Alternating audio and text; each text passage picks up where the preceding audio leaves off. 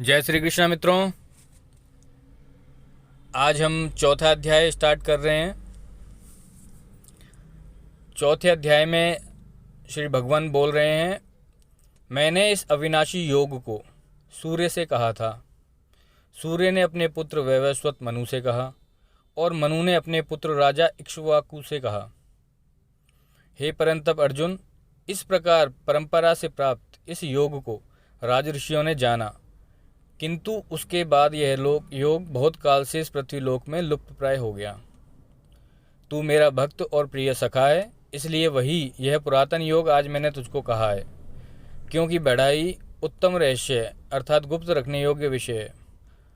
अर्जुन बोले, आपका जन्म तो अर्वाचीन अभी हाल का है और सूर्य का जन्म तो बहुत पुराना है, अर्थात कल्प के आदि में हो चुका था। तब मैं इस बात को कैसे समझूं कि आप ही ने कल्प के आदि में सूर्य से यह योग कहा था। श्री भगवान बोले, हे परंतप अर्जुन, मेरे और तेरे बहुत से जन्म हो चुके हैं, उन सबको तू नहीं जानता, किंतु मैं जानता हूँ।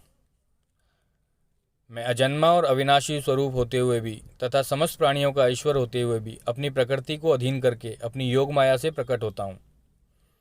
हे भारत, जब जब धर्म की हानि और अधर्म की वृद्धि होती है, तब तब ही मैं अपने रूप को रचता हूँ, अर्थात साकार रूप से लोगों के सम्मुख प्रकट होता हूँ। साधु पुरुषों का उद्धार करने के लिए, पाप कर्म करने वालों का विनाश करने के लिए और धर्म की अच्छी तरह से स्थापना करने के लिए मैं युग युग में प्रकट हुआ करता हूँ। हे अर्जुन, मेरे जन्म और कर्म दिव्य अर्थात निर्मल और अलौकिक हैं। इस प्रकार जो मनुष्य तत्व से जान लेता है, वह शरीर को त्याग कर फिर जन्म को प्राप्त नहीं होता, किंतु मुझे ही प्राप्त होता है।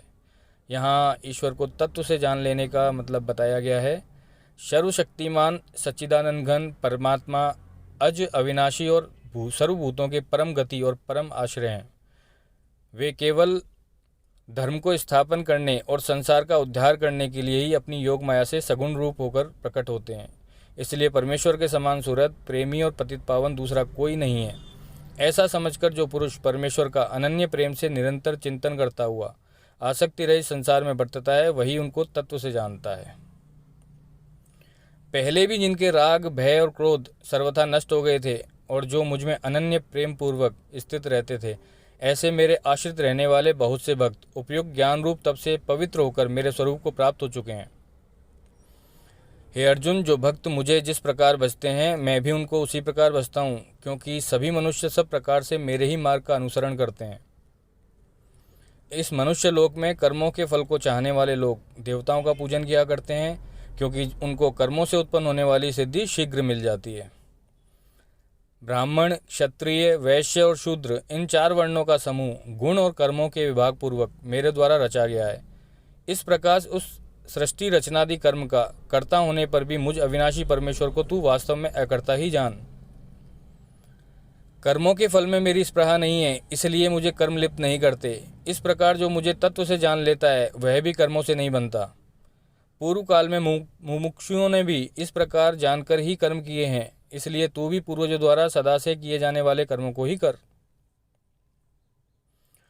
कर्म क्या है और अकर्म क्या है, इस प्रकार इसका निर्णय करने में बुद्धिमान पुरुष भी मोहित हो जाते हैं। इसलिए वह कर्म तत्व मैं तुझे भली भांति समझा कर कहूँगा, जिसे जानकर तू अशुभ से अर्थात कर्म बंधन से मुक्त हो जाएगा। कर्म का स्वरूप भी जानना चाहिए और अकर्म का स्वरूप भी जानना चाहिए तथा विकर्म का स्वरूप भी जानना चाहिए, क्योंकि कर्म की गति गहन है। जो मनुष्य कर्म में अकर्म देखता है और जो अकर्म में कर्म देखता है, वह मनुष्यों में बुद्धिमान है और वह योगी समस्त कर्मों को करने वाला है।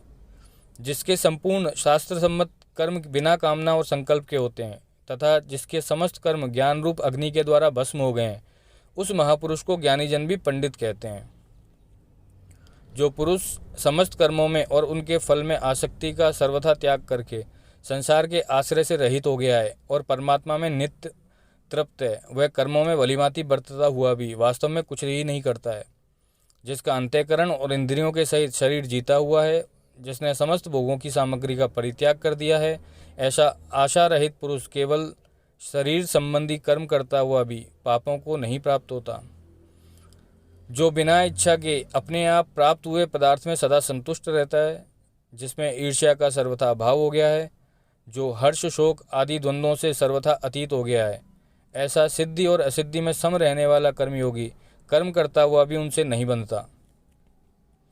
जिसकी आसक्ति सर्वथा नष्ट हो गई है, जो देहाभिमान और ममता से रहित हो गया है, जिसका चित्त निरंतर परमात्मा के ज्ञान में स्थित रहता है, ऐसा केवल यज्ञ संपादन के लिए कर्म करने वाले मनुष्य के संपूर्ण कर्म भलीभांति विलीन हो जाते हैं।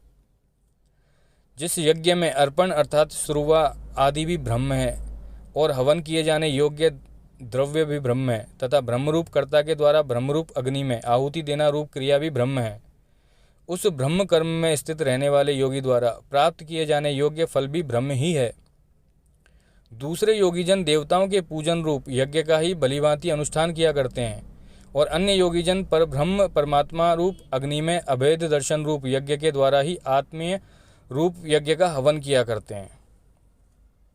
यहाँ आत्मरूप यज्ञ का हवन से मतलब है परब्रह्म परमात्मा में ज्ञान द्वारा एक ही भाव से स्थित होना ही ब्रह्मरूप अग्नि में यज्ञ के द्वारा यज्ञ को हवन करना है। दूसरे कितने ही योगीजन अपान वायु में प्राणवायु को हवन करते हैं, वैसे ही अन्य योगीजन प्राणवायु में अपान वायु को हवन करते हैं तथा अन्य कितने ही नियमित आहार करने वाले प्राणायाम परायण पुरुष प्राण और अपान की गति को रोककर प्राणों को प्राणों में ही हवन किया करते हैं। ये सभी साधक यज्ञों द्वारा पापों का नाश कर देने वाले और यज्ञों को जानने वाले हैं।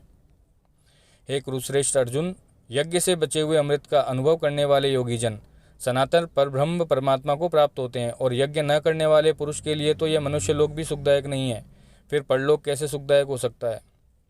इसी प्रकार और भी बहुत तरह के यज्ञ वेद की वाणी में विस्तार से कहे गए हैं।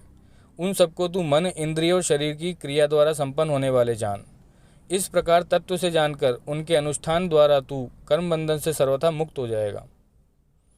हे परंतप अर्जुन, द्रव्य में यज्ञ की अपेक्षा ज्ञान यज्ञ अत्यंत श्रेष्ठ है तथा यावन मात्र संपूर्ण कर्म ज्ञान में समाप्त हो जाते हैं।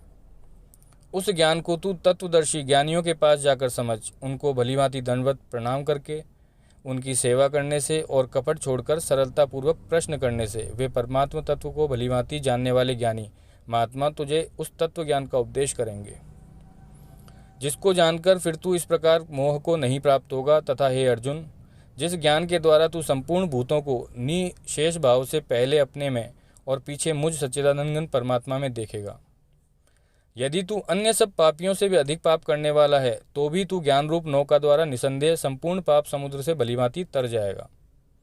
क्योंकि हे अर्जुन, जैसे प्रज्वलित अग्नि ईंधनों को भस्म में कर देती है, वैसे ही ज्ञान रूप अग्नि संपूर्ण कर्मों को भस्म में कर देती है।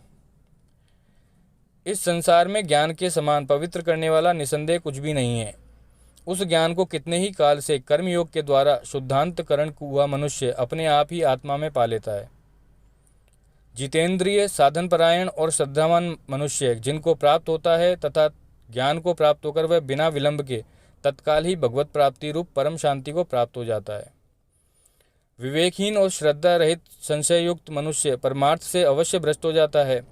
ऐसे संशययुक्त मनुष्य के लिए न तो यह लोक पर है, न परलोक है और न सुखी है। हे धनंजय, जिसने कर्मयोग की विधि से समस्त कर्मों का परमात्मा में अर्पण कर दिया है और जिसने अपने विवेक द्वारा समस्त संशयों का नाश कर दिया है, ऐसे वश में किए हुए अंत्यकरण वाले पुरुष को कर्म नहीं भानते। इसलिए हे भरतवंशी अर्जुन, तू हृदय में स्थित इस अज्ञान जनित अपने संशय का विवेक ज्ञान रूप तलवार द्वारा छेदन करके समत्व रूप कर्मयोग में स्थित हो जा और युद्ध के लिए खड़ा हो जा। ये चौथा अध्याय पूर्ण हुआ। अगले वीडियो में हम 5वां अध्याय पढ़ेंगे। धन्यवाद।